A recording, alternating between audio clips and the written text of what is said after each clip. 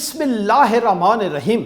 अस्सलाम वालेकुम नाजरीन, मैं हूं जीएम जमाली और आप देख रहे हैं डिजिटल के सबसे बड़े चैनल न्यूज़ पाकिस्तान का प्रोग्राम ए टू जी।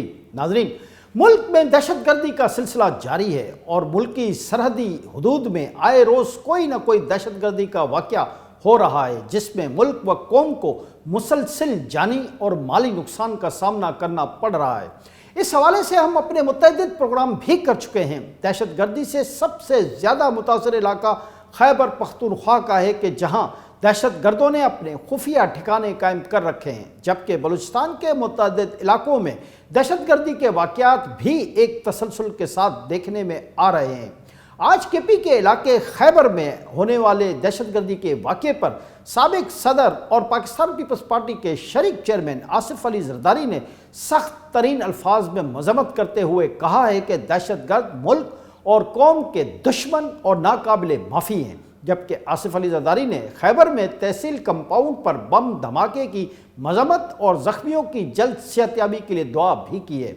उन्होंने कहा कि हम मुल्क से दहशतगर्दी का जड़ से खात्मा करने का अज़म रखते हैं और एक दिन हम दहशतगर्दों को सिफ़ाए हस्ती से मिटा देंगे।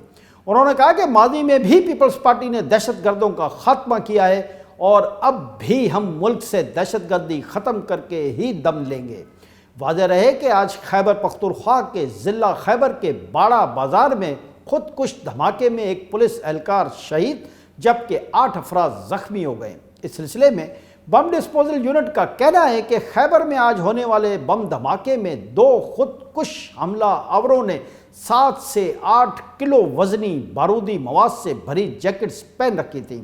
बम डिस्पोजल यूनिट ने तहसील बाड़ा के कंपाउंड में धमाके की जगह से शवाहिद इकट्ठे कर लिए हैं। बम डिस्पोजल यूनिट के मुताबिक हमला आवरों के ज़ेर इस्तेमाल गाड़ी से बारूद नहीं मिला। गाड़ी क्लियर करके पुलिस के हवाले कर दी गई है।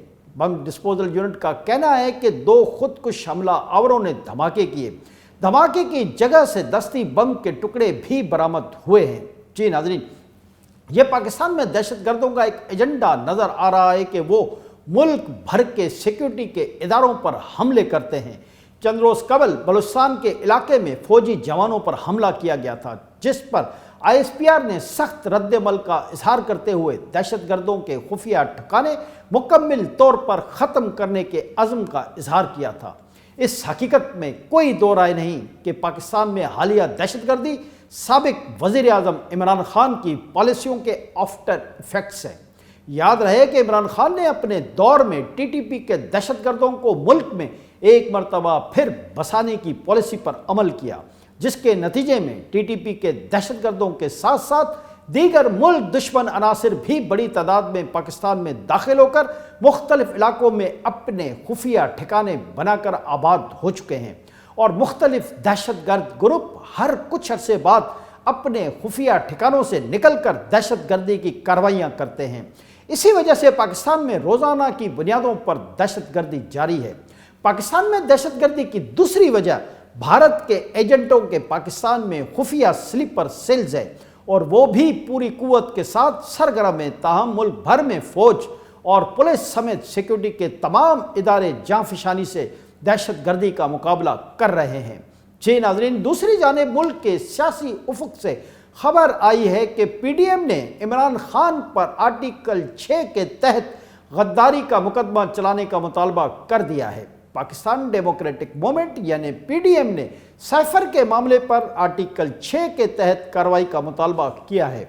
PDM के तर्जुमान हाफिज़ हमदुल्ला का इस्लामाबाद से जारी किए गए बयान में कहना है कि साइफर अपोजिशन के खिलाफ नहीं बल्कि पाकिस्तान के खिलाफ साजिश थी।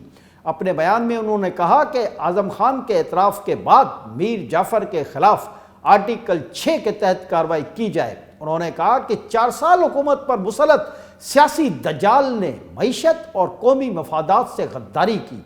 हाफिज़ हमदुल्ला ने मज़ीद कहा कि गद्दारी के सर्टिफिकेट बांटने वाला खुद ही गद्दार निकला। सुप्रीम कोर्ट ने पार्लियामेंट तोड़ने को आइन शिकनी करार दिया था।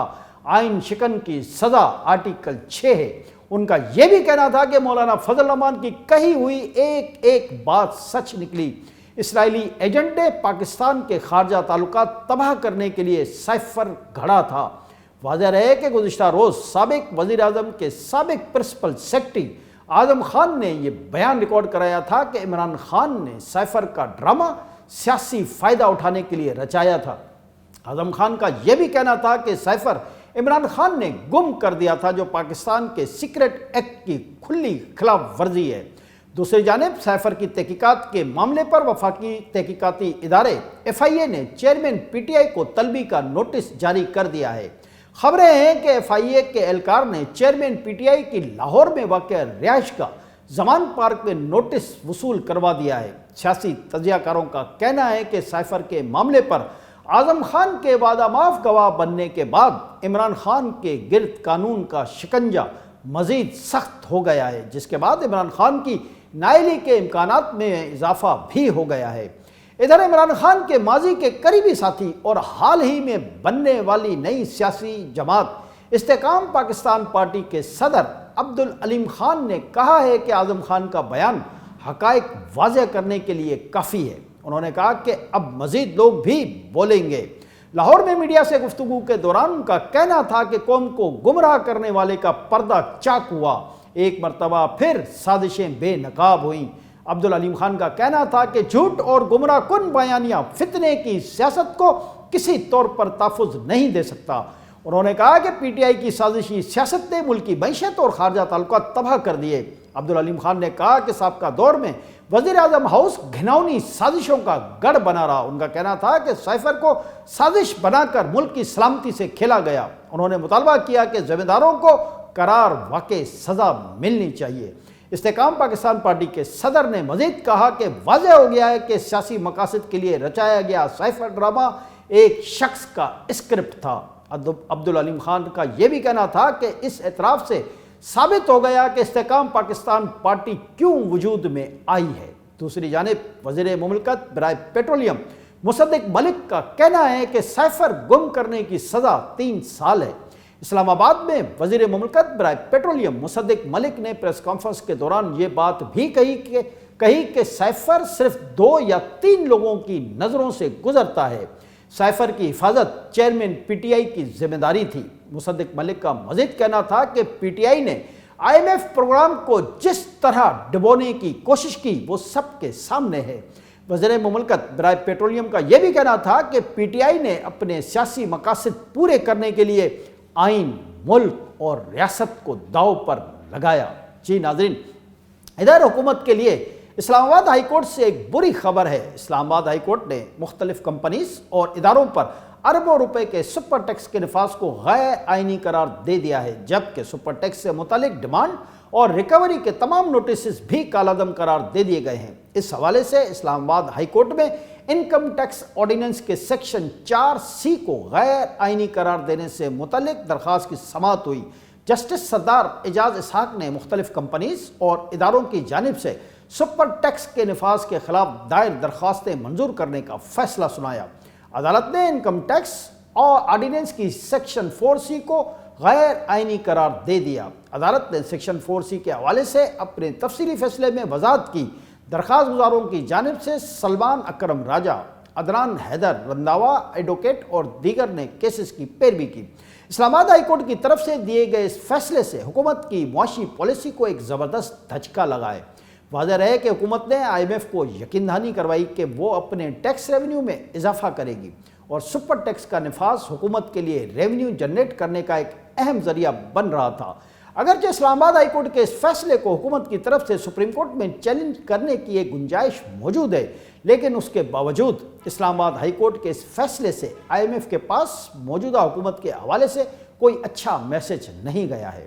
واضح رہے کہ ایک روز قبل ہی PTI سمیت ملک کی تمام سیاسی پارٹیوں اور حکومت نے IMF کو یہ یقین دہانی کروائی تھی کہ وہ IMF کے ساتھ کیے گئے معاہدے کی ہر صورت میں پاسداری کریں گے اور دیگر شعبوں میں بہتری کے ساتھ ساتھ ٹیکس ریونیو میں بھی اضافہ کرنے کے لیے ہر ممکن اقدامات کریں گے۔